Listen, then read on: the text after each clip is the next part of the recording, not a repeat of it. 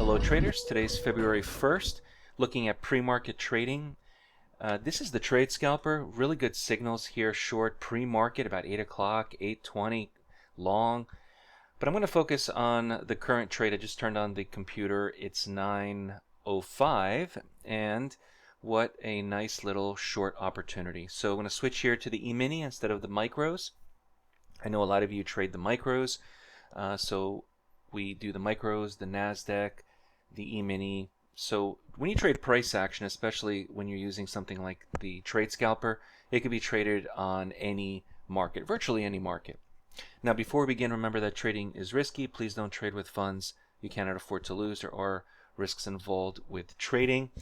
So when you take a look here pre-market, the one thing that we do have to just be careful with is if there are any news events that happens about 8:30 Eastern New York time. There's a lot of economic reports that come out at that time. So as long as you're not trading right at that moment, you should be fine to take a position. And I have the ATR, the average true range, which is 1.87. If you haven't seen any of the videos, we have hundreds and hundreds of videos out there, and one of the things that we do teach is the ATR. So thinking about that, market is healthy, right? I'm almost 2 points, and so that means whatever trade that we take, we're not looking at a situation where the market's too slow or too fast. It's really in that sweet spot of between 6 ticks and 8 ticks. So we're okay here. So what I want to do is I want to enter short the market. I don't want to chase it. And the videos I put out yesterday, some of the comments that I've received were the actual entries aren't always the exact pricing, and that's because if I use market orders when I enter, or if I'm doing it in a rush trying to do a video and not always getting the best fill. So try not to chase it, and I'm trying to get filled here at more or less 48.87 quarter. Now use the ATM strategy to automate your targets and your stops. So once you enter and get filled, then the stops and the targets are placed automatically for you. Now the day's not over yet, so I'm putting this video out before the end of the day.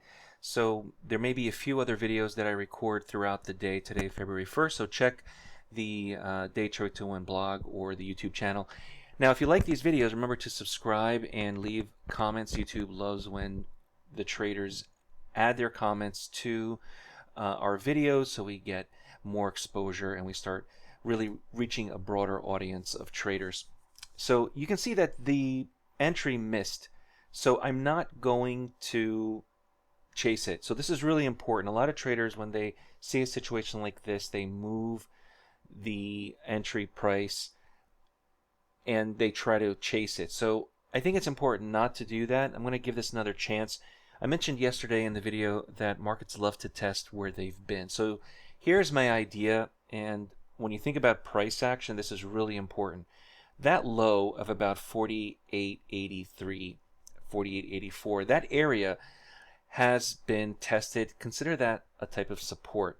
So if I get short here at 48.87, the market likes to test where it's been. Therefore, my opportunity is to see the market head back down to test where those lows have been. So whether you're trading pre-market or you're trading during the day and during the regular trading hours, think about where the market has been.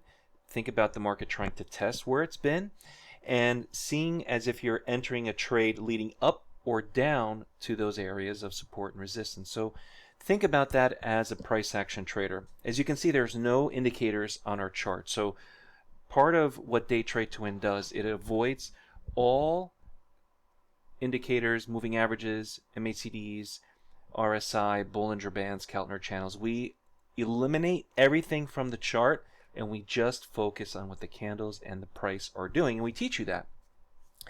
Now in this case, it's just one contract, and every time it ticks up or down, it's $12.50.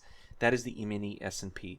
If you're trading the micros, it's 1/10 the size. If you're trading other markets, it may be the same, $12.50 a tick, or it may be $10 a tick. So it really does depend on the market that you're trading, on the per tick value. So you can see that every time it moves up or down, it's making or losing $12.50 in comparison to where you entered. What else can I tell you about this? I don't want to be in the market at 9:30 right when the bell rings, because typically what happens is the market explodes with all of the volatility, all the buyers, the sellers. They have orders that are entering right as that bell rings. So please avoid trading right at the moment the bell rings. You can have some crazy volatility that could easily take you out, especially if we have smaller stops. Okay, very simple trade. Entered, exited before the market opened. There's still 10 minutes left until the market opens, so I'm going to wait until after the market opens to then look for the next opportunity. If you like the Trade Scalper, you can join our daily live room with Accelerated Mentorship.